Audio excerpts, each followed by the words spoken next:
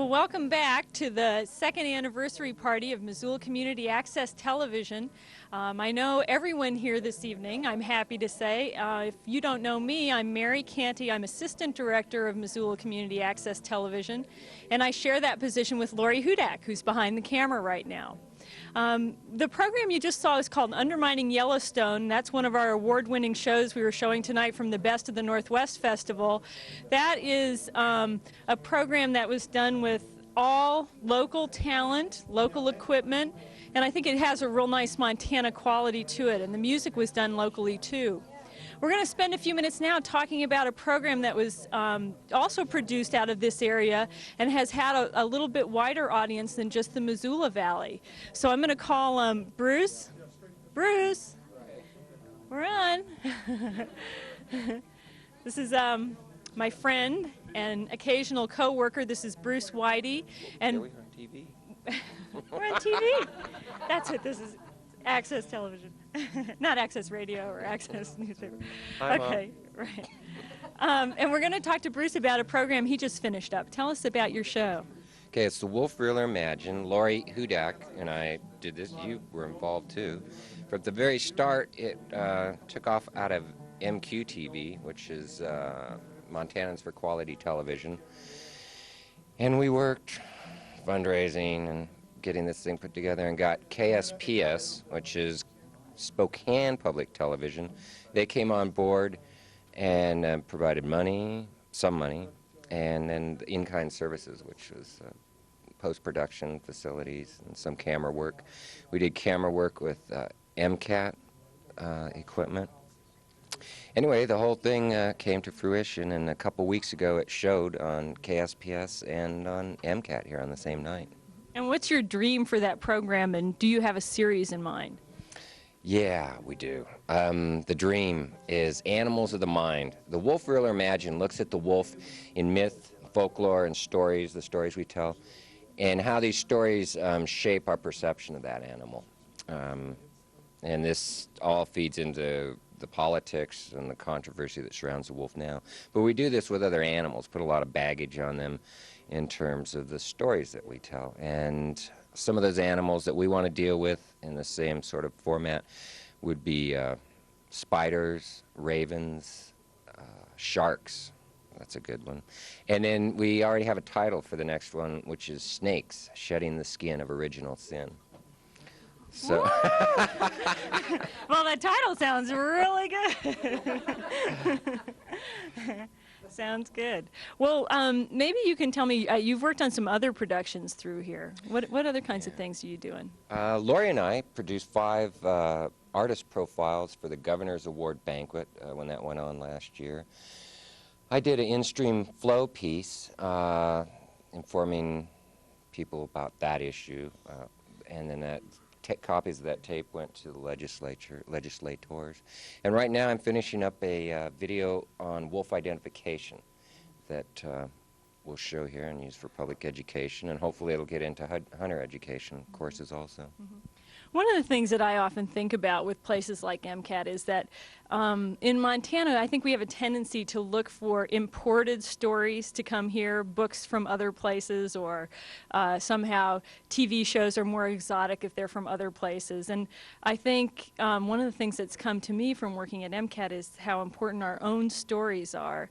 And just your example of the Wolf program going from here to PBS onto possibly a national audience beyond the regional audience, somehow that verifies to me, and some of the other things you've done, that we have a lot of good information and images and stories that can come from here and go elsewhere. I know you're a writer too. Do you think about that? Oh yeah. I mean, you know, like Missoula right now is the place to be if you're a writer. It's sort of the Paris. There's a lot of good writers here in Missoula, and we've got a lot of good stories to tell. I mean, the area is just ripe with them. And I think that people are finally, well, Montana's an exotic, in vogue place right now, too. And so people want to hear these stories. I mean, we do have an audience for them. And plus, they're interested in hearing the stories that aren't just, the kind of cowboy image that we've had portrayed for so long, even though that's a great image, big fun. I watched a John Wayne Western last night. I saw that too. But yeah, we have some, contemporary stories that are just, very compelling and very interesting. When you're also on the MCAT board of directors, so when you think about MCAT in the next couple of years, what kind of things do you think about? Like, what would I like to see for us? I would like us to have more equipment because we're having so much more demand than we ever anticipated. I mean, the response to the MCAT facilities has just been phenomenal. So I'd like to see another couple editing suites. I'd like to see a few more, camera packs put together. I'd like to see another staff person at least, some more volunteers in here. So really what I'd like to see is more money. Then we could have those things. Just add a few zeros here, really. When I think about, one of the things that I'm working on here right now is to get an educational access coordinator in here.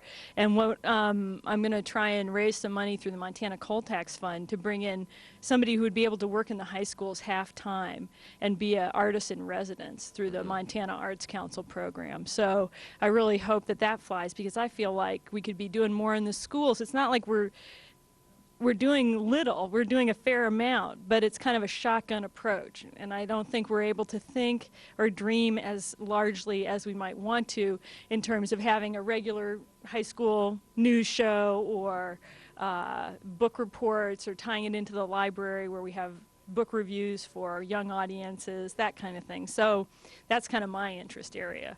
Well, and that shows too that, I mean, the diverse directions that MCAT can go in. I mean, that's something that people may not have thought access facility would do, would reach out and go into the high schools. But, I've seen access programming where teenagers had regular weekly programs and news programs, and they're excellent, and they're fun to watch, they're well done, and you're seeing it from a different point of view than Tom Brokaw's. And I think people have a different, TV, they don't realize a lot of times how much it relies on writing, planning, that it's not just, I mean, as soon as some people come through the workshop here, they realize it's not just point and shoot. That right, I mean, it's our scripts were prepared. Yeah. We've worked on this for a long time. Yeah, and the video scripts, visual scripts, as well as the music scripts. Oh, this script here? Right now, this is all. You caught on. Really? I did. It's called running off at the mouth. So, anyway. Okay. Well, let's see. I also see Will Snodgrass out there. Do you want to bring Will in for a few minutes? Okay. And I'll remind folks that we're here for the 2nd anniversary party of Missoula Community Access Television. And I'm going to interview another of our producers as soon as he makes his way up here. Could you get the hook on Will Snodgrass, please, and bring him on up? Yep.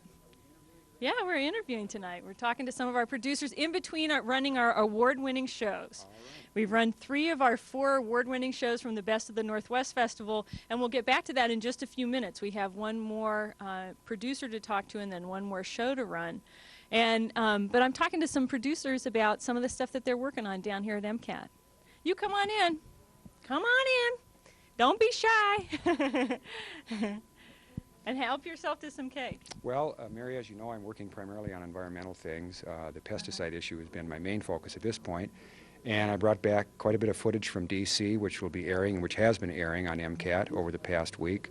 Some cutting-edge stuff from Dr. Theo Colburn, hopefully, and some of the legal stuff from Dr. Raymond Cartwright from the Human Rights Commission in Pennsylvania.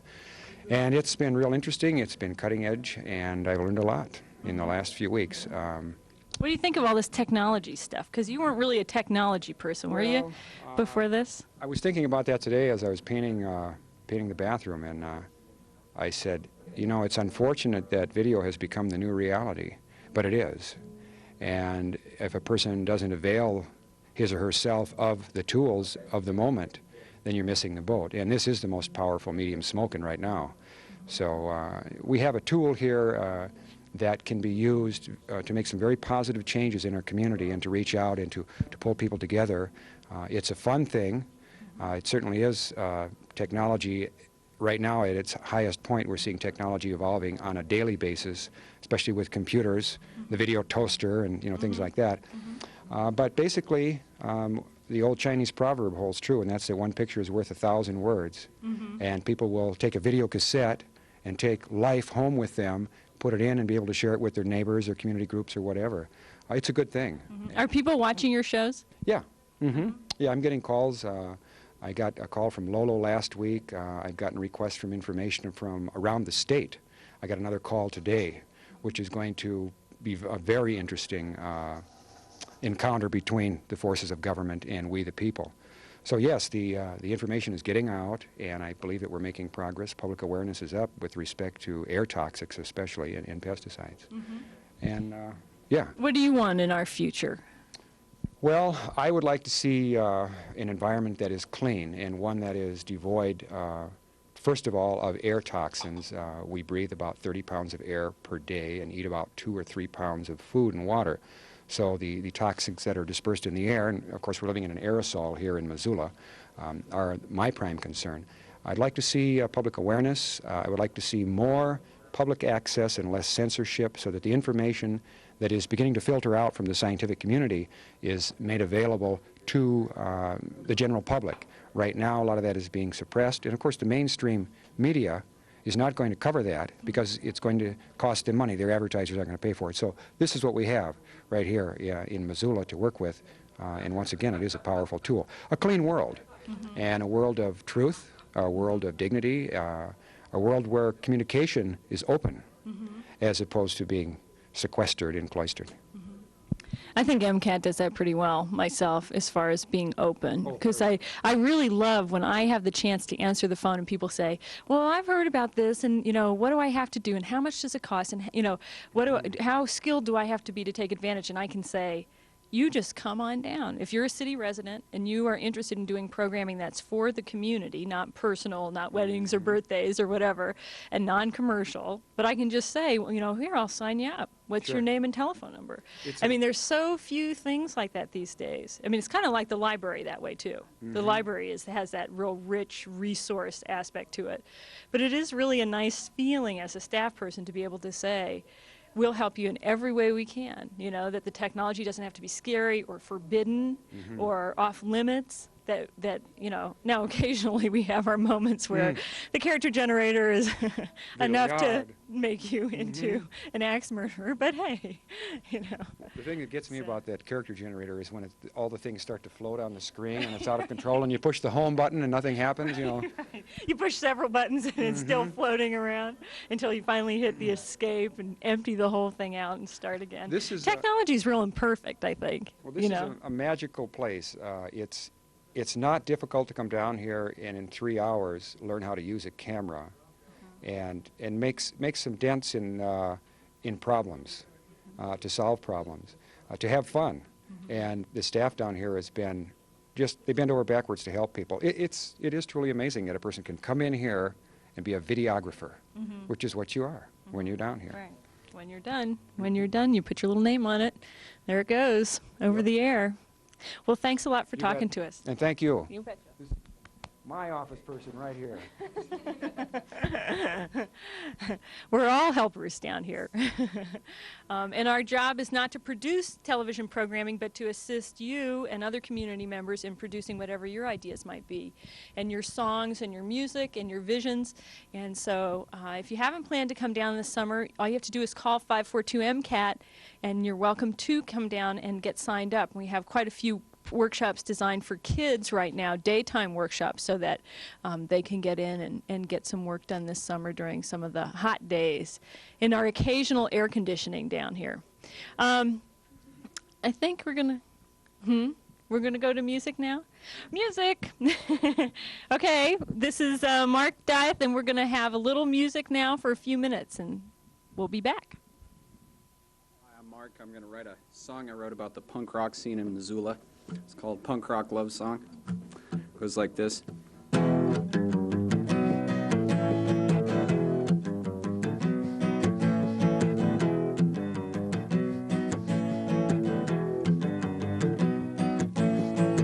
The night dressed in child's clothes, and we dressed in black. I ate too many no-dos, my mind caught in a twitch attack. Just then a truck screamed past, I put my finger in the air. Drunken rednecks are on my ass, but I had my knife and I didn't care. Susie smiled and said, all right, as we prowled the city streets.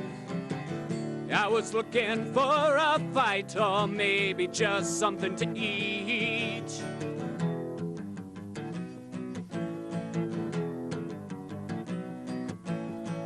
I cut the first one and they all freaked. Susie screamed the most. I was jumpy, I had to take a leak, but I kept slashing at those assholes. Well, those rednecks had had enough. They decided to up and run.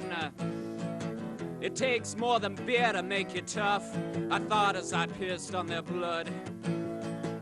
Susie smiled and said, all right, as we prowled the city streets. I was looking for a fight or maybe just something to eat.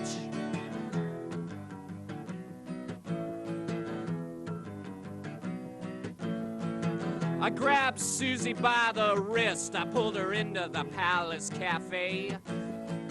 And all we could afford was coffee and toast with those little packets of grape jelly. So I looked into her eyes and her leather smile. I thought about my crimes. Maybe I'll feel guilty after a while, but then tomorrow we all could die. Susie smiled and said, all right, as we prowled the city streets. I was looking for a fight or maybe just something to eat. Susie, baby, we've gone too far and I think we've lost our way. Sometimes I get tired of this war that we rage on society. Susie nodded and smiled at me and said, maybe we should let it go. Besides, I'm gonna have your baby and soon it'll start to show. No.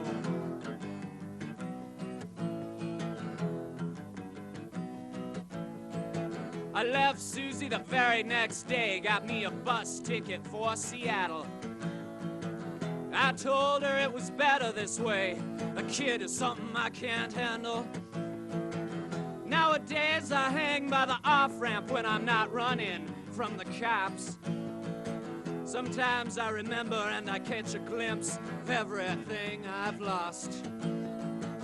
Susie smiled and said, all right, as we prowled the city streets. I was looking for a fight or maybe just something to eat. Susie smiled and said, all right, as we prowled the city streets. I was looking for a fight or maybe just something to eat. Thank you. Happy birthday, MCAT. Woo! Woo!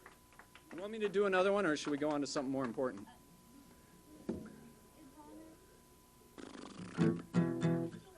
Something short. Okay. I wrote this one too. I've been running for several years now. I don't think I can slow down. The sun on my back is like a poison penny, burning me broken and brown. Another city, another street of lies cut me down. Another pretty face that doesn't want me around.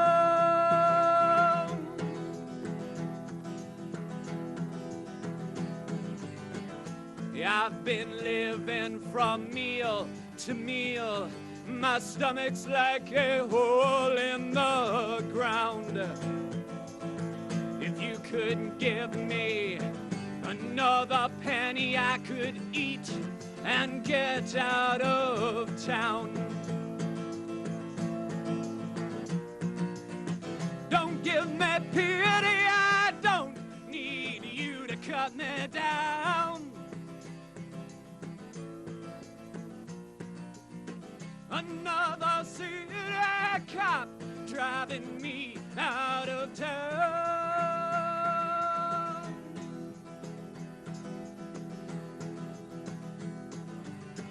If I could get me a good old lady, I think I could slow down.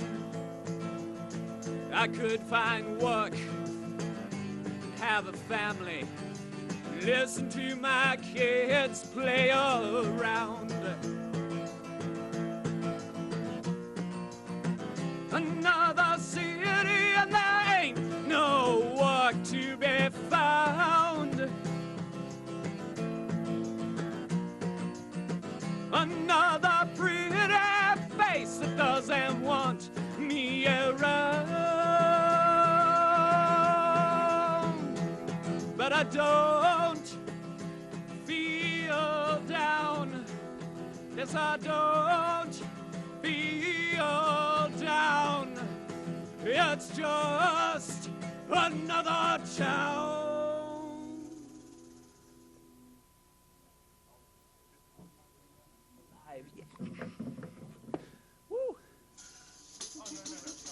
Hey, we're on, and we're coming to you live from the MCAT studios. This is Elaine Shea, our city council representative from the Rattlesnake, where I also live. Elaine, looks like we may be on the verge of having MCAT officially up the Rattlesnake. How do you feel about that? I like the word officially, Bruce. I'd really like to see MCAT in the Rattlesnake. We've had a taste of it for a couple of weeks, and I really didn't know what we were missing. The programming was just wonderful. There's just such a variety of different kinds of things available, and I just was delighted to have a sampling of it, and because I'd been down to the studio and looked at a few things, but there's nothing like having it in your own home, and there's so many people in the Rattlesnake that really want it. Now, hopefully, we'll be able to get it. I feel like we're second-class citizens, and without admonishing anyone, I'd certainly just want to facilitate anything that we can do to ensure that the delivery of the signal to the Rattlesnake on a permanent basis. As a way of translation there, to facilitate, that means she wants to see it happen, make that happen. Okay, what is happening in terms of the negotiations? I mean, you sit on the cable committee. You've been dealing with SATCOM. So what has been happening? Well, and I think that the negotiations have been going on a lot longer than I've been involved, but I am on the cable committee, and I'm vice chair of that committee, and the last couple of times it seems like we've come fairly close to actually securing a franchise and saying, yes, we've got, Rattlesnake Cable, SATCOM, and they're going to sign off with the city of Missoula to make sure that we do have MCAT turned on the Rattlesnake, and that we do that for a 5-year contract basis. At the last session, which was about a month ago or maybe 5 weeks ago, everyone shook hands, and there was certainly a congratulatory air present, and my feeling right then and there was, it looks like it's going to be signed, sealed, and delivered, and we're going to, as of October 1st, get MCAT into the Rattlesnake. Nothing was signed, and we had a public hearing on Monday night to listen to people, do they want MCAT in the Rattlesnake, and just to get a feeling, and everything was very positive. However, Mr. Hilliard hasn't signed a letter saying that he was going to deliver MCAT, and that would continue, and that he was willing to sign on the franchise and have that 5% fee. So for this, I think right now, and what I read in the paper today, and I really didn't know anything about that until I read it in the paper, as much information was there. It sounds like we're not going to have it tomorrow. The signal is going to be turned off, and I'm not sure what's going to happen. My understanding was as of October 1st, that's when it really starts. And Mr. Hilliard agreed to that, and there were court reporters present, and we have that documentation. And so in good faith, that was, I felt that both sides really negotiated in good faith. And what we want is for the people to be able to tune in to MCAT and have the opportunity to do what the rest of the city can do. As it is now, there are even people that are in the county that are watching city council, for example, and people in the Rattlesnake have not been able to do that. And that's just not right. Especially like when we were having the issue with on the Greenway. I mean, this is something that affected citizens in the Rattlesnake, and yet we weren't able to see the city council in action on that. Did that frustrate you? Or did your constituents, did you hear frustration from them on this? Yeah, we heard from so many people on the Greenway issue. I mean, that was one public hearing that I don't think it broke Monday night's hearing when we got out at 2:45 in the morning, that record, but there were so many people. I mean, this was a critical issue that touched people in the city and the county, and it seemed like people had very strong feelings about that. It was a very positive community issue. People in the Rattlesnake were present, but they couldn't watch that on MCAT because MCAT was in the Rattlesnake. That was just one of many things. I almost feel that if we had MCAT, the ability to have that even before annexation, that we could have at least had an education arm, if you will, to raise the awareness about what is city government and what is county government, and what are the similarities there, and just reaching people via the television. That didn't happen, and there was just a lot of misinformation that takes very long, if ever, sometimes can it be corrected again. So yeah, the Greenway was, I think that's a good example to use, because that's something where we really saw a lot of people, and people in the Rattlesnake. I even had a call today that said, gee, I feel like I'm paying city taxes and other people get to see MCAT, but I can't get it in the Rattlesnake. And I just really feel like unless I go down to city council, unless I'm present at other things, that I'm just not a part of it, and I really don't like that. Any questions from the audience for the city council person here? Laurie, have you got something else to do here? Actually, we've got Ron Wheeler is going to come on camera. Thank you very much. Thank you. Yeah, thanks to Will and Mary and Bruce and Elaine and Jean and Athol and all the people who have been making this night so special. I do think that everyone should know that MCAT, Missoula Community Access Television, is dedicated to the proposition of having its signal all over the city of Missoula. And the very minute that we have a letter stating that our signal will be carried without censorship, it will go with blessings to all of the people who are on cable television all over the city. And we're looking forward to that very minute. I hope it happens very quickly. What I'd like to do now is introduce you to another one of our award-winning producers. Blue Tantari has been involved in producing videos here at MCAT for some time, and has been dealing with conservation issues, and did a video called The Story of a River, the Clark Fork. And it won an award at the Best of the Northwest, and you've won some other awards with these videos as well. Right? Shucks. Ron, there's a reason that I'm behind the camera most of the time. This is it. Well, it's not because you don't look good, let me tell you. What we want to do is we want to show you the best of the Northwest, and we have it here in Missoula. And The Story of a River is one of those videos. And as soon as we get it racked up, we're going to see just a sample of some of your work. I wish we could show it all at one time. And yeah, I wish we could show, well, we will. We'll show it all again and again. Hi, glad you could make it, Ray. People are still coming in. There's still a little bit, there's still a lot of cake left. So if you're not down here, well, shame on you. You ought to be. The story, yes. I just wanted to say something about MCAT, that I really think it's important that MCAT gives a voice to so many people and to so many causes and to so many things that could not afford this otherwise. Without the facilities that MCAT provides, the conservation community, in a large sense, people think conservation and environmentalism is the same thing, and it's definitely not. And the conservation community really doesn't have a lot of money. And without MCAT, they wouldn't have a voice. Shucks. I think you're right, and I think it's quite wonderful, and we're going to see some of that conservation work now. Thanks, Blue. Thanks, Ron.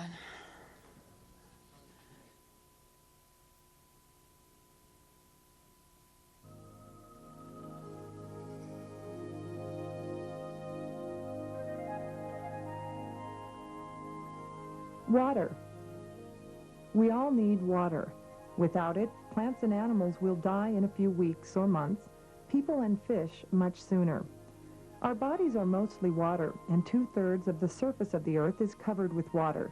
But most of the world's water is salt water in oceans. Most of the fresh water is frozen at the poles. Some water is under the surface of the ground, but very little of the world's water is in rivers or lakes. If all the water in the world were 100 gallons, a teaspoon would represent the water in lakes and rivers like the Clark Fork. The Clark Fork River starts where Silverbow Creek joins Warm Springs Creek about 34 miles west of Butte. As it flows, it grows with each stream or river that joins it until some 340 miles later, it empties into Lake Pend Oreille in Idaho. By that time, the Clark Fork is Montana's largest river, with more water than the Montana portion of the Missouri and Yellowstone rivers combined. The Clark Fork is so big because all the rain or snow that falls in over 22,000 square miles, called its watershed, either evaporates, becomes groundwater, or eventually flows into the Clark Fork River. In western Montana, the Clark Fork water is important. Ben Weston is a rancher who has lived by the Clark Fork all of his life. Well, if it wasn't for the Clark Fork River, we wouldn't be in business. Yeah, we wouldn't be in business. Because you got to have water to grow alfalfa and grain and stuff to feed the cattle, and which in turn goes to food for the human beings. Like they say, the water's the gold of the West, and actually maybe it's better than the gold of the West, because I don't think you can eat gold. In what water raises, you still can eat. They got to take care of this water, because I don't know how to put it, but it's just a valuable item in this state of Montana. Not only to play with, but to work with. The Clark Fork, like most rivers, consists of a channel, stream banks, and a floodplain. Rivers generally wander back and forth across their floodplain over the land people refer to as the river valley. But many people don't realize the floodplain is actually a part of the river. Dave Alt is a professor of geology at the University of Montana. When the watershed dumps more water into the river than the channel can handle, the river just backs the water up onto the floodplain and stores it there for a while until the channel can get around to draining it away. And so the floodplain is a water storage facility. It's an absolutely essential part of the river, and it is definitely a part of the river. It is. So when people go out and build their houses in the floodplain, they are not building their house beside the river, as they assume. They are, in fact, building their house in the river, within an essential part of the river. And so if people have their houses built in the floodplain, they are in the river, and if a flood comes along and floods their property, they're very much in the position that you would be in if you were to park your car on the railroad tracks. If you park your car on the railroad tracks, one of the hazards of that parking place is freight trains. And it's the same situation if you live in the floodplain. It's just naturally a bad place to live. What people naturally want in a river is stability. But the nature of a river like the Clark Fork is anything but stable. And many things people do to try to stabilize the river or its banks actually destabilize it. The first thing that happens, of course, is that you spend a lot of money. And there's no end to the money you can spend, because all parts of a stream channel naturally tend to be unstable. So it just becomes a never-ending process of stabilizing the channel here, stabilizing it there. And to go out and try to get a river to flow straight is to normally do great damage to the river. Alt says whatever people do to the river is usually temporary in the long run. It's very easy to stabilize stream channels against just the kind of normal flow that you have most years. but it's very difficult to stabilize them against floods. And when you're talking about really big floods, the kind that come maybe once in 50 years or perhaps once in 100 years, then it becomes very, very difficult to stabilize a stream channel against that kind of thing. When those floods come, the stream will once again choose its own channel in most cases. A huge flood came down the Clark Fork in 1908, and it wiped out all the bridges built across it, including the Higgins Street Bridge in Missoula. We haven't had a flood like that for a long time, but it could happen again. And whether next year or in 100 years, it undoubtedly will. Many people don't realize that what we call a 100-year flood doesn't have to wait 100 years. We could have 2 100-year floods back to back. Catastrophic events have been a part of the Clark Fork Valley from at least the time of the last ice age, about 12,000 years ago, and probably much longer. That's when a glacier coming down from Canada blocked the outlet of Lake Pend Oreille in Idaho and backed up the river all the way to Deer Lodge. At its maximum filling, glacial Lake Missoula reached an elevation of about 4,350 feet, which would have put around 1,100 feet of water here in the Missoula Valley. It was probably the biggest ice-dammed lake that we know of anywhere in the world, was here in western Montana. But of course, if you're trying to dam up a big lake with ice, you have a basic problem, which is that ice floats. When the water got deep enough to float the ice, the dam broke, releasing a giant wall of water that streamed over eastern Washington in one of the biggest floods of all time. Then the ice would creep back and the lake would form all over again. These old lake shorelines can be seen on the hillsides. Some people call them bathtub rings. The lake kept forming and then draining until about 10,000 years ago, when the ice quit moving down from Canada. From the shorelines on the mountains and the lake deposits, we can tell the lake filled and emptied at least 41 times. You can still see the giant ripple marks these floods left in Camas Prairie between Perma and Hot Springs. Native Americans have moved through the valleys of the Clark Fork watershed for at least the last 8,000 years. They often fished for bull trout or used the valley bottoms as corridors between hunting grounds. On Lewis and Clark's historic journey west, they went down the Bitterroot as far as Traveler's Rest in Lolo. On the way back east, Meriwether Lewis traveled the stretch of the Clark Fork between the Bitterroot and the Blackfoot rivers. But William Clark, for whom the Clark Fork was named, probably never saw it. The discovery of gold brought a rush of settlers to the banks of the Clark Fork and its tributaries. Placer mining with dredges and hydraulic hoses washed entire hills into the streams. Then came the silver boom, and all the waste rock and slag from mining operations was piled along creeks. When copper became king, a lot of water was used in smelting processes. This contaminated water was first discharged directly into the creeks, but later settling ponds were built. Mining wastes were deposited along the floodplain by floods like the one in 1908. Runoff from these wastes enters the river, especially during thunderstorms, and can harm animals and people. Bob Fox works for the Environmental Protection Agency, the EPA, in Helena. Industry for approximately 100 years in conducting mining and smelting allowed waste to pass into the river system. We are now faced with paying a lot of costs for cleaning those wastes up, and I think that it would be good for kids to understand that while we have to have some progress and development in the country, and it takes industry to do that, there are ways that it can be done safer. The number of trout in a stream is usually an indicator of the health of the river, because trout need the same things people do: clean, cool water, shelter, and food to eat. But because of toxic metals washing down from the mines and smelters around Butte, fisheries biologist Wayne Hadley says that there were virtually no fish in the upper Clark Fork at all for a time. 15 years ago, there was little or no fish life in the upper segments of the river. We feel that that was due to high concentrations of metals, which made it impossible for fish to survive there. Even now, thunderstorms can wash toxic tailings into the river. Last year there was a thunderstorm near the Warm Springs ponds, and it washed metals into the river and killed about 5,000 fish.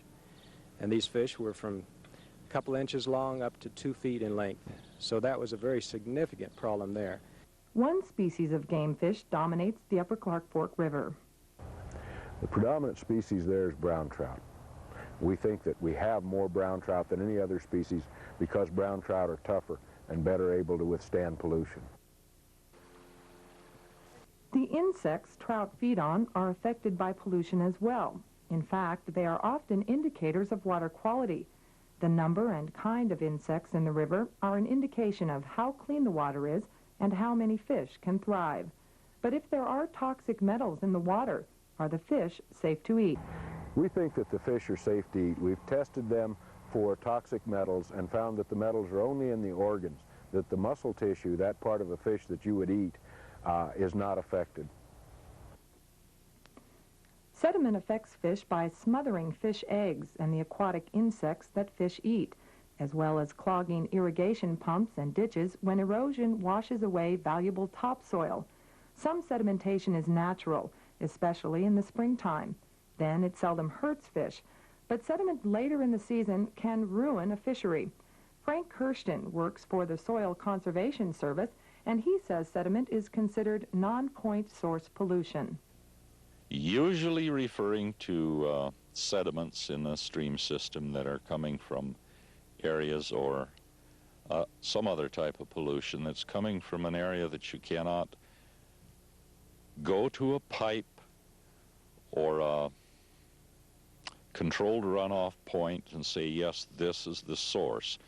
In other words, it's coming off of a broader area in smaller amounts and usually builds up and affects the stream system.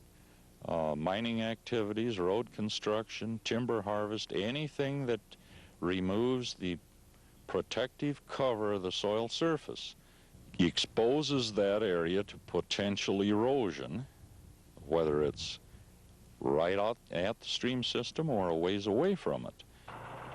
Loggers are now more careful to stay away from cutting on the stream banks. Most of them follow what are known as best management practices. Chuck Houts has been logging in the Clark Fork watershed for more than 20 years. Oh, we try to leave trees for, you know, future reproduction and stay out of the creeks and get the brush piled as we go along. And the brush piles kind of hold the water back from running down into the creeks and stuff. As long as you do a good job, you'll probably have more timber to log in the future. If you make a mess, you probably won't have a job. Non-point source pollution can come from fertilizer runoff, from farm animals, or from improperly set up septic systems. All of these contain nitrates and phosphorus, nutrients which encourage algae growth and can create a problem. Vicki Watson is a professor of biology and environmental science at the University of Montana. A nutrient would be any kind of a chemical that's needed by living things, and therefore if this particular needed chemical is in short supply, if you put more of it into the water, then you will grow more of all types of living things. You'll grow more algae, that's the very primitive sort of plants that are important, are amongst the most important plants in aquatic or water food chains. And you'll grow more of all those things that live on the plants, because as you produce more plants, and you produce more of the insects that feed on them and more fish that feed on the insects. Now this might seem like a great and good thing, and in one sense it is. We do increase the productivity or production or abundance of life, if you will, in water bodies by adding more nutrients to them, but we can also increase it to such an extent that certain changes take place that we would consider to be undesirable or unhealthy. While some algae is normal and desirable, many people have noticed that in recent years the algae has built up in the river and become a nuisance. This is the type of attached algae that we get in this part of the river, mainly in the middle river. We get they're called diatoms, the golden brown algae. And they just exist, they just sort of build up as a thick ooze on top of the rocks. And people This is very slippery for fishermen who are walking through it, so that's sort of unaesthetic for them that they keep falling down in the river. In the upper river, instead, we have a long filamentous green algae called Cladophora. Like all plants, algae produce oxygen during the day, but at night, plants consume oxygen, and when plants die, even more oxygen is consumed as they rot. The problem about all this rotting is not just that it smells bad to humans, but that it actually uses up the oxygen in water. Oxygen is needed by all living things, and there's only a certain amount that's dissolved in water, and if aquatic plants and algae begin to die and decompose because they aren't being eaten up fast enough, then they will, in the process of rotting, use up the oxygen that's in the water. And as a result, the oxygen levels drop, and then that's hard on all other living things. So there is a problem with too much nutrients. Nutrients enter the river from a variety of point sources as well, such as sewage treatment plants and the pulp mill west of Missoula. The health of the Clark Fork River system was brought to public attention in 1983 when the pulp mill applied for a permit to discharge wastewater into the river year-round. Public opposition resulted in the formation of the Clark Fork Coalition, a group which monitors the performance of agencies and people whose actions affect the river. Some of the problems on the Clark Fork are severe, such as the problem with mining waste. The Environmental Protection Agency has declared the Berkeley Pit in Butte, the Clark Fork riverbanks from Butte to Deer Lodge, the Anaconda Smelter, and the reservoir behind Milltown Dam as parts of the nation's biggest Superfund site, the Clark Fork Complex. All rivers deposit sediment as they slow down. The Clark Fork slows down at the Milltown Dam, built in 1906. For years, toxic sediments washed down from mining piled up behind the Milltown Dam. According to EPA estimates, there are 6.5 million cubic yards of contaminated sediments behind the Milltown Dam. In 1981, some wells in the Milltown area tested positive for arsenic, which had seeped into the groundwater from the sediments behind the dam. The EPA stepped in and, in 1983, replaced hot water heaters and water lines in some of the homes and drilled new wells for a clean water supply. But the problems along much of the river are even more complex, and the EPA is still studying ways to handle them. So far, in our studies and cleanup actions, approximately $25 to $30 million have been spent by EPA. Other parties who are responsible for some of the waste have done some cleanup, and they've spent additional amounts. So it's a very large, costly effort.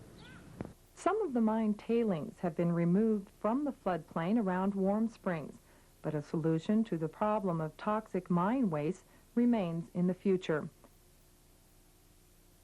Pollution of our streams can also happen through negligence. For 18 years, Dinah Geisel has lived along Lavelle Creek, which flows into the Clark Fork. There's a gasoline pipeline up in the mountains, and it wasn't properly maintained. It was above ground when it should have been below ground. It broke open, and between 500,000 and 1 million gallons of gasoline went into this creek. And I couldn't use it for my livestock for a year. The cattails died. Everything around here was brown. The fish died. The 100 swans that we always have in the winter didn't come back for 5 years. It really changed things a lot here. There could be so many different things that could happen to this creek. It's scary that one person's negligence can destroy this waterway. Geisel raises organic meat and eggs, so clean, unpolluted water is important to her. But she says it's important for other animals as well. Deer come to drink here, coyotes, muskrats live in the creek. When that water is contaminated, it doesn't only affect livestock and people, but it affects all the wildlife around too who depend on this creek. Efforts to clean up the Clark Fork have made a difference, but cleaning up the Clark Fork won't come easy. There'll always be new problems coming along, things that we didn't understand, and entirely new problems that aren't there now. So it's always going to be up to the kids to look to that, to figure out what those problems are in the future and correct them, and maybe even avoid some of the problems that we have created in the past. So the best thing for kids to do for the Clark Fork is to try to learn as much as they can about rivers and the organisms that live in them, try to learn as much as they can about their own river here. Probably about the best thing that they can do on a personal basis to create fewer problems for the river would be to not waste any water.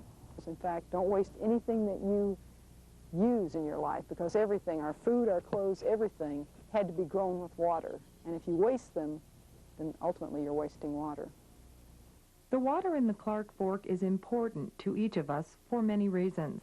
Soon, your decisions about that water will determine the future of the river.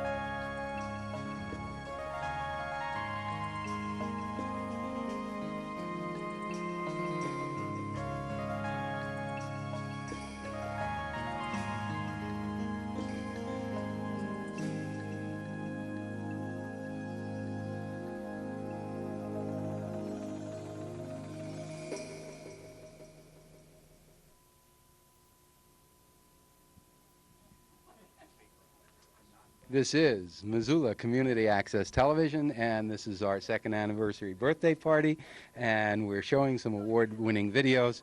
We're introducing some of our producers. We're eating too much cake, and we're drinking a lot of soda pop, and we're stretching everybody's patience a little thin here down at the studio. It's a lot of fun trying to do a production with people running around like crazy, and amateurs like me trying to, help out.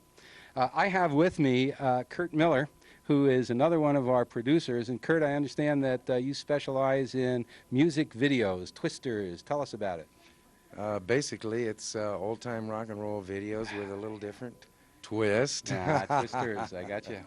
And we like to have a little fun. It's more comedy than serious, a little tongue-in-cheek.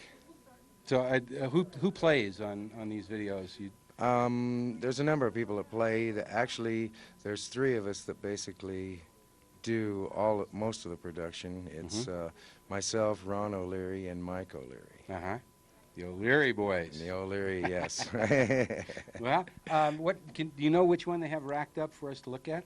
I think this is one with a chroma key. It's called Blue Moon. Chroma key, all right. Well, let's roll it. Let's take a look at this. Old time rock and roll.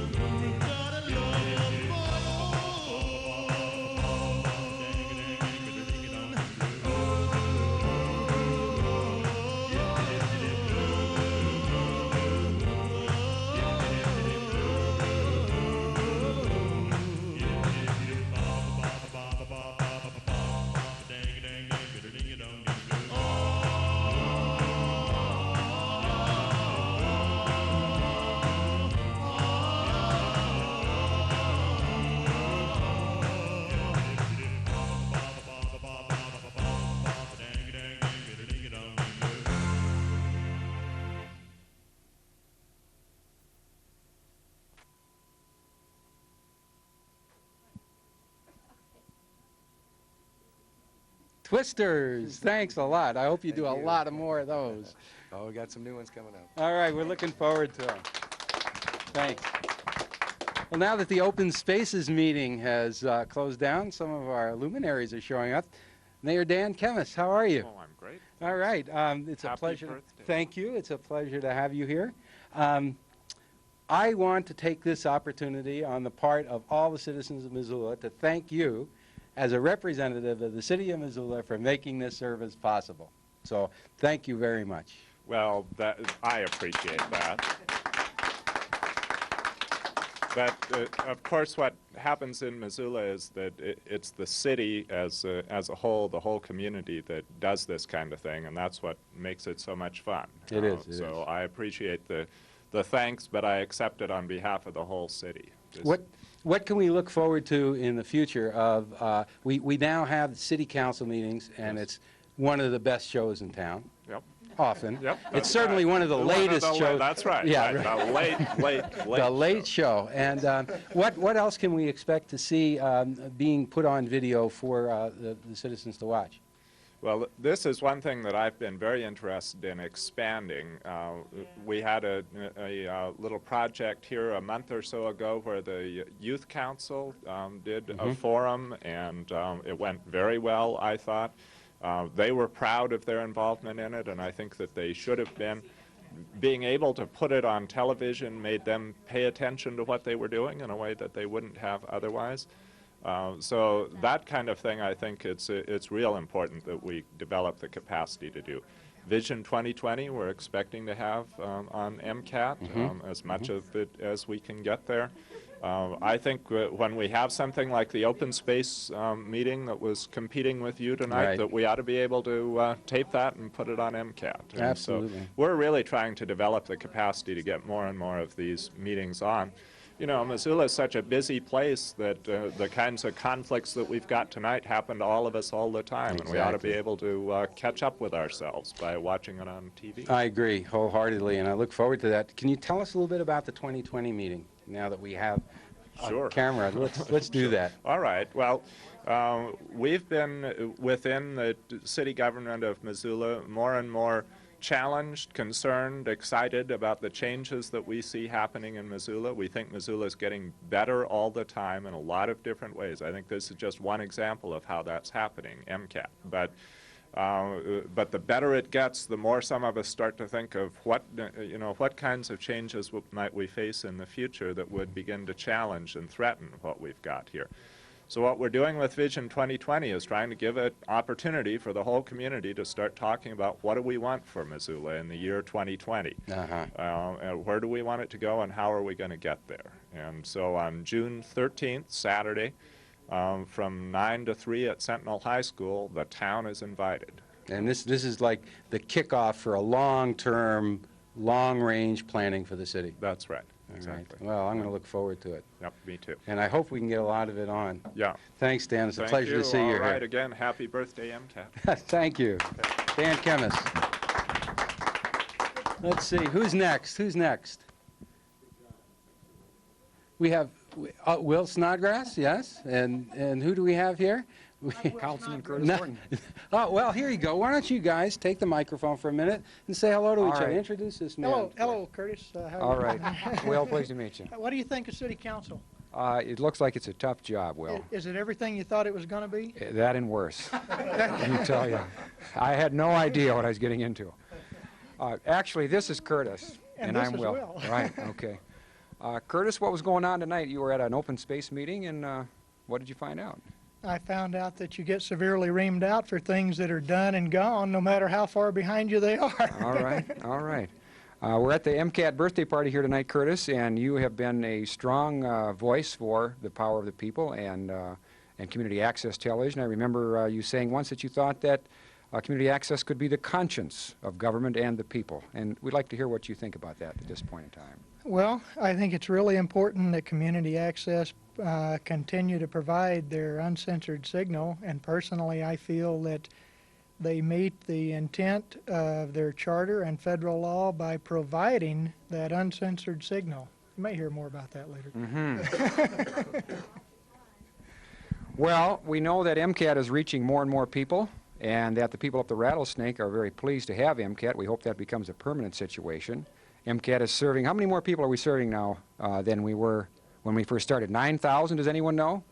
Say again? How many more people are we serving now than when we began?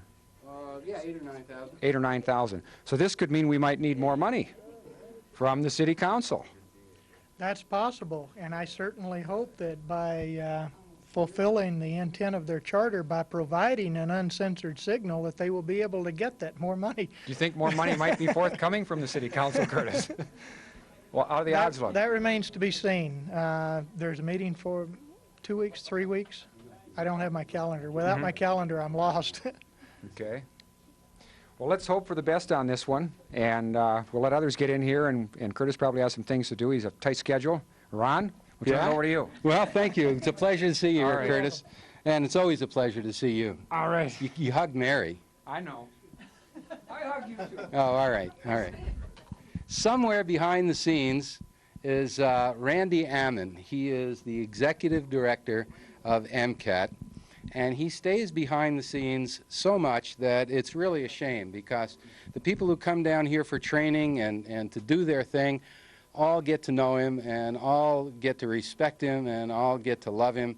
And I want to put him on camera for just a few minutes, because this is the man without which MCAT would not move. This is Randy Ammon. Now, before I let Randy say anything at all, I've got to give you my short testimonial. Let me tell you that the best thing that happened in Missoula for public access television was when we found this man in Pocatello, Idaho, and found out that he'd rather live in Missoula. So we offered him less money, and he came. It was quite remarkable. And he does the job of 10 people because his heart is pure. And I'd like you to say hello to people and tell them what you think of what's going on.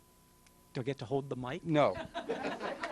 Well, hello, people. What I think going on in Missoula, well, I was one of many community access type consultants called around the country by citizens here in Missoula for the last decade, 12, 13 years. The folks here in Missoula did their homework. The grassroots support, and I'm not going to start naming names, but you know who you are.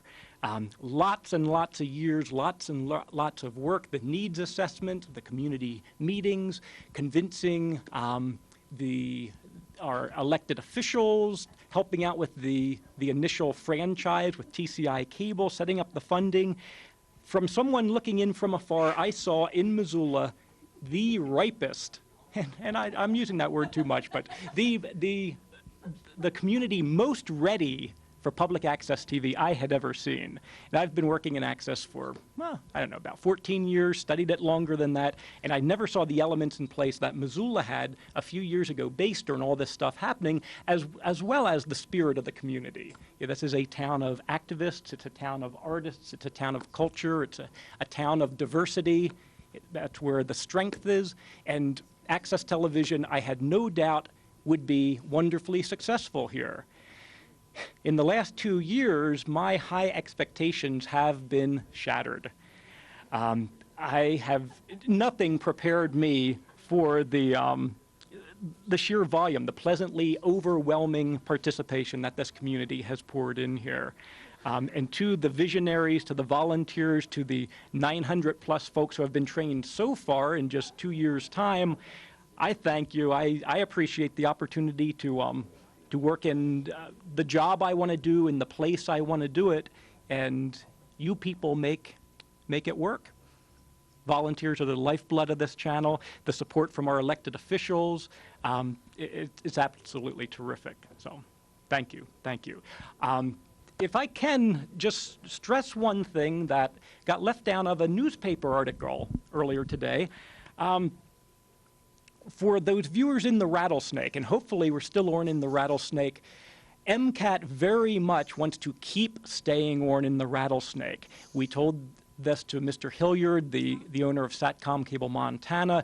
that when they started running the signal without our permission a few weeks ago, we immediately contacted them, asked them to cease and desist the illegality, but please don't take us off the air. Just do those simple things to get permission. Subscribers have been asking for MCAT in the Rattlesnake. We've been wanting to go into the Rattlesnake since we started up over 2 years ago. We just need those two simple conditions: a signed franchise with the city, which we're on the verge of having, much to the city's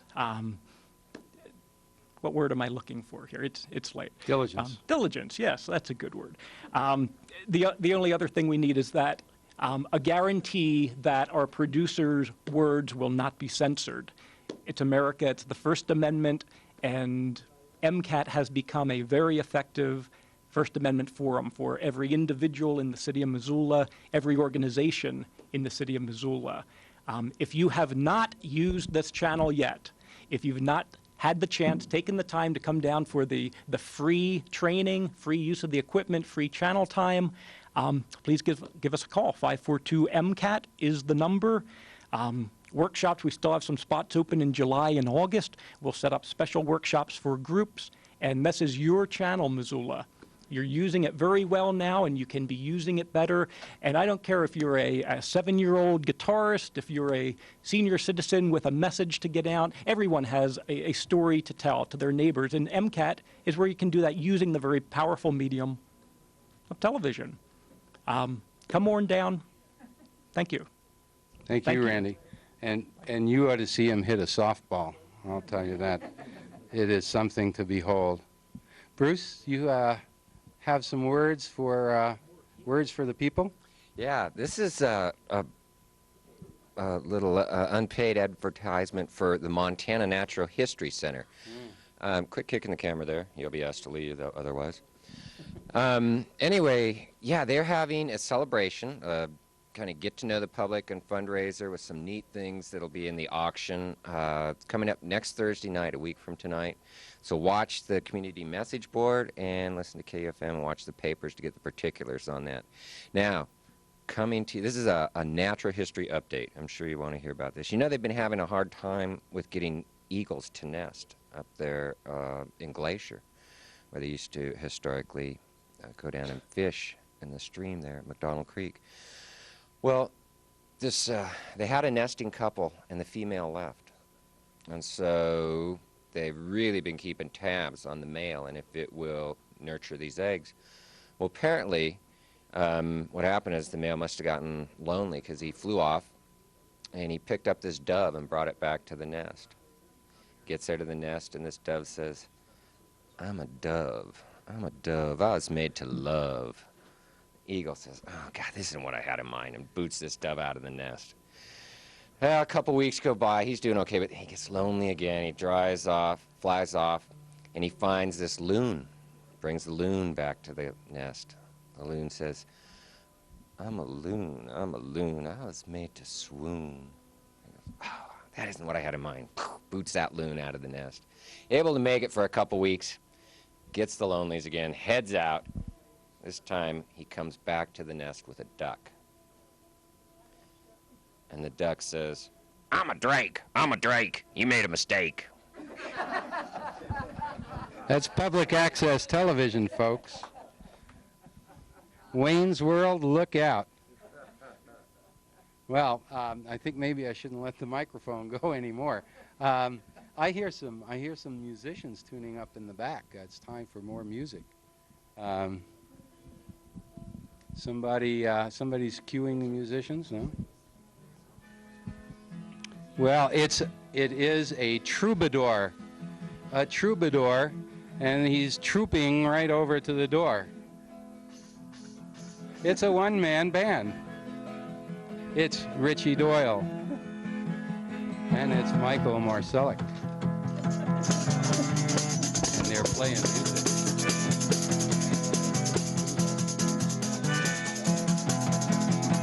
Happy birthday, SSTV. Happy birthday, it's about time. Well, we're just providing filler music right now. But don't change that channel. No commercial breaks, see? Bigfoot's coming through. And, well, maybe I could say something. I can say something. MCAT's probably one of the most valuable things we have here because so many people can make use of it to be useful citizens. It's impossible to take you seriously when you look like this. You realize that, don't you? You're right. You're right. It's okay, though. Go ahead. Good message. But seriously, this is probably one of the most valuable stations for our community. I just think you wouldn't see this on commercial TV. You're right.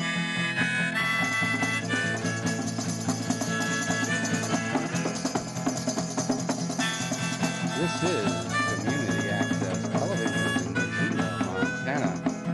And coming around the door is one of our better producers. Sean Gant is about to deliver her materials that were checked out earlier today. And when she comes by, I'm going to grab her for a little interview. I just hope we get to see her bringing her stuff in, because this is a working producer. Has anybody got a camera on this lady? Looky here. This is Portapack 1 and 2. This is Portapack 2. I can tell you right now, I recognize it. It's an old friend of ours. And talk about an old friend. Hiya, this is Sean Gant. Nice to see you. Sean Gant is an old friend, first of all. And she's an old ex-board member, second of all. And she's an old Missoula Community Access Television producer, third of all. And you have done some really interesting work. And what I would like to hear a little bit about is what you do for a living and how you use MCAT to maybe enrich that a little bit. Well, I'm a teacher at a private school. And that school is? Shining Mountain School. Yeah. And so I do that all day, and then I do some video work at night sometimes. I want to hear, have you involved your kids in any of this video, the Shining Mountain kids? Yeah, what have they been doing? And they've been mostly playwriting. So they mostly work on the script end of it. But there's one boy, Keir Murphy, who's, I think, a budding filmmaker. And so I see him as being here a lot next year. Well, tell me about your productions. What have you been involved in? Well, I just finished actually what turned out to be a 6-part series after a 3-part series. Wow. So that's a 9-part series. That's 9 months of taping, 2.5 hours. Yeah. Wow. And it's through the Institute of Medicine and Humanities at St. Pat's Hospital. They're the sponsors anyway. And they hired me, and I use the MCAT equipment. And then the agreement is that I have the copyright on my work. All right. And then the Institute gives me some money for my time. And I use the equipment here for free. So that helps me become a producer, learn how to become a producer. I don't make professional rates or anything like that. But MCAT then gets to show this material first. Right. And foremost. And so Missoula gets the benefit of your programming. And what has been the nature of some of those shows? Well, it's all about professional ethics, how to become a good person, and how to, it's very fitting to be on community access because it's about how to become an excellent community person. So it's not just medical ethics, but ethics in general. Law, medical, teaching, the teaching profession, business profession. Yeah, I've seen a lot of different people on these programs, and it seems to be pulling in a lot of different facets of the city. And tonight was sort of the wrap-up. Oh, so that's what you were doing tonight. Just, we caught you coming in from a work session. All right. Yeah, so they had the mayor there who was part of the public service seminar, and then he was part of this final one. And let's see, who else was there? George Dennison and other leaders in the community. Let's see. Of course, I couldn't make it, but... Yeah, you were invited, right. but you had prior commitments, right? Yeah. Well, that's great. How about some of the fun things you've been doing? I mean, not that this wasn't fun, but I mean, I know you've done some... It was really interesting. You have done some different kinds of yeah, videos. I really like to do animation, and Compost Barbie is almost done. Right. Yeah, Wonderful. so you'll see her Compost Barbie. waving to you from a pile. Did I see Compost Barbie out in your backyard the other day? Yeah, she's actually hangs out on the wires there. On the compost pile. heap, yeah.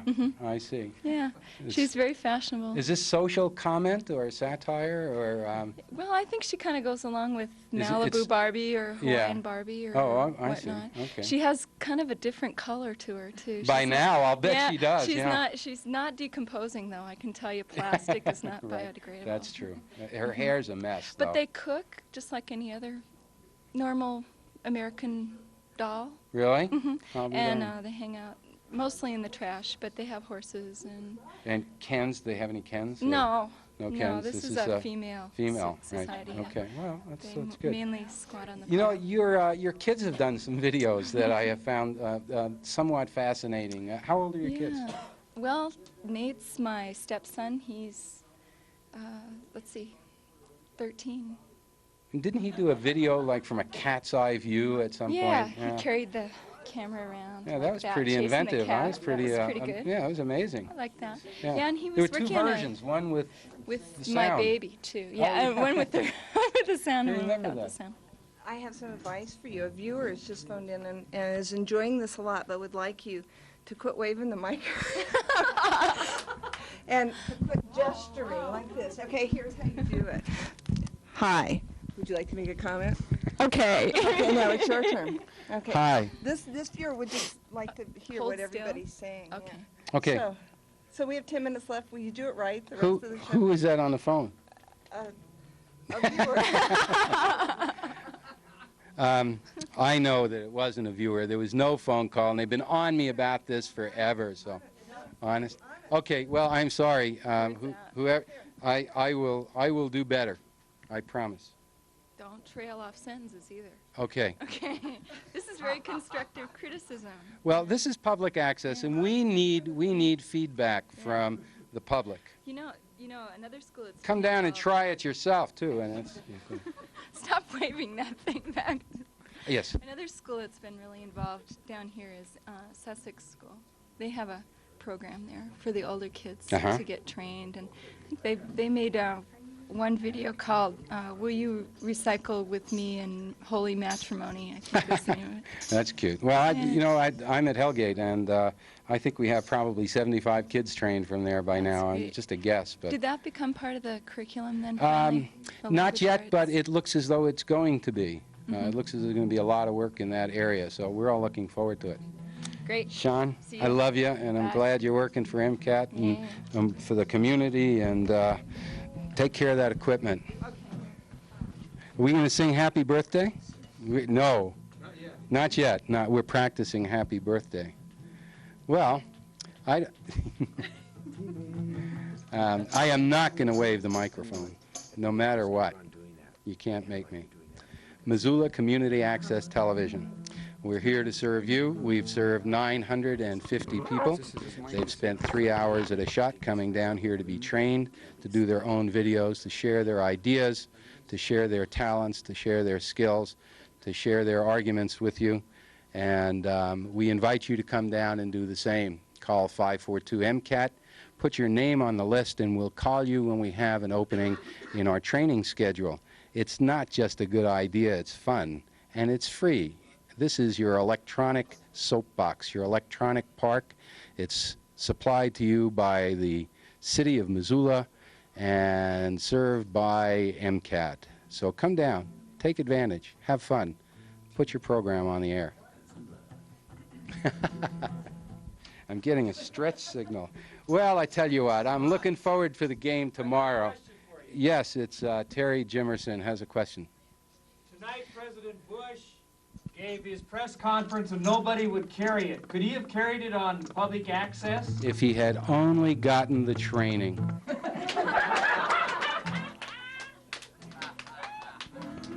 let's hope that from now on politicians will think enough in advance and think enough of us to get the necessary training to do the right thing. Ah, here we go. Hi, Cindy. This is one of our workers, and I'm sorry, I don't know you. This is my husband, Jerry Taylor. Ah, Jerry, how are you? Well, how long have you been down here? I've been working with MCAT about 3 months now. 3 months. What do you think? I love it. I think it's wonderful. Yesterday and then also today aired my very first production that I've ever really? done in my Yeah. life. It was called Fun in the Sky, and my husband was the presenter. That's right. I saw you. You were flying the plane. Right. All right. That was great. That was good camera Well, work. thanks. Well, it was the studio part was done during my studio class, Mm-hmm. and then the footage outside was my very first time for a Portapat camera. So Wow. it has some things that I would do differently, but Sure. that's life. So I'm tell just me- thrilled with it. Yeah, I can see that you were happy it was on. How did you feel while you saw it running? Did you watch it while it was running? No. You- Have we paid you yet? But I That's did great. have something funny happen when I was shooting the footage. Really? We were out in the park, and I had the headphones on so I could hear what the audio Uh-huh. would be, and I wasn't concerned about really getting the audio, and so I was just going with the shooting, and he was flying the plane, and all of a sudden I hear this beat, and it's going zzzz, and I thought it was getting into my ear, and so I'm trying to keep the camera still, and I'm trying to get this beat off of my ear, and it's going zzzz, and it's getting louder and louder, and pretty soon the camera is going all over the place because I'm trying to get this beat out of my hair. And when I finally stopped the camera and looked, it was on the end of the mic all over. So you're hearing it in your when earphones. when I was editing the footage and I got to that part, you hear this, and you just start seeing sky, grass everywhere. It No, was, it's wonderful. Did you edit that out? I did. Oh, too That'd bad. make an interesting sound for a glider, wouldn't It would, yeah. That's that what. glider has a motor. Yeah, that's right. Right. Wonderful. But So- it's just wonderful to work at MCAT. I feel that for me, it's giving me an opportunity to be able to express myself creatively and hopefully in some ways as an educational tool. There are a lot of benefits in my own life, and hopefully whatever I do and whatever I produce is also a benefit to others. Mm-hmm. So I just thank all of MCAT for having the opportunity to do the productions. Well, thank you. I appreciate your testimonial. And I think this service that is provided to the community is so vital, and I think this community is very fortunate to have this kind of access to express the opinions, the ideas through a whole range of subjects, through educational to whatever anyone wants to air. And in fact, I just took the basic training. All right. Good. I I'm believe glad it to was hear Tuesday evening, Uh-huh. and that was great. The staff did a wonderful job, made you feel really welcome to use the equipment, to produce. Main reason I took the training was to be able to help Cindy in her productions and maybe do a little bit of camera work, and who knows. Great. that'll be- What's going to be the next production? Well, I'm presently working with a friend and shooting some footage on powwows, and I hope to All right. do an educational powwow piece, and then I also have some other ideas, so Great. who knows what will come out. But I'm just Wonderful. grateful that it exists and that I can do it. All right. Well, I'm glad that you're here, and you look great on camera, by the way. Oh, That's, thank you. That's a wonderful. You got a good arm too. Well, I was having fun. I think that's what counts most of all. Well, thanks for coming up. I'd like to get one more person up here before we go away, and that is the mysterious Lori Hudak. We've heard this name. She's helped countless number of Missoulians, and we need to turn a camera just for a moment and say, ready? Hiya, Lori. Hiya, Lori. Say hi, Missoula. Hi, Missoula. Great. You know that. Hi, Steve. There she is. That's her. Lori Hudak. If you want some help down here, boy, that's the one to see. Is there a music? Hey. Let's hear it.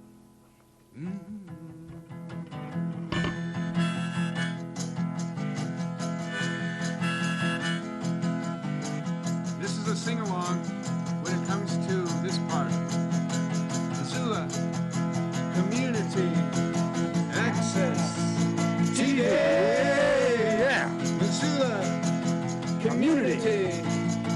Access TV. Happy birthday, Access TV. May your cameras lead the way. Schools use it, libraries use it, and if you want, you can too. Boy Scouts use it. We can't lose it. The Army uses it. Musicians too. Happy birthday, Access TV. May your cameras lead the way. Missoula Community Access TV. Missoula Community Access TV. Missoula Community Access TV.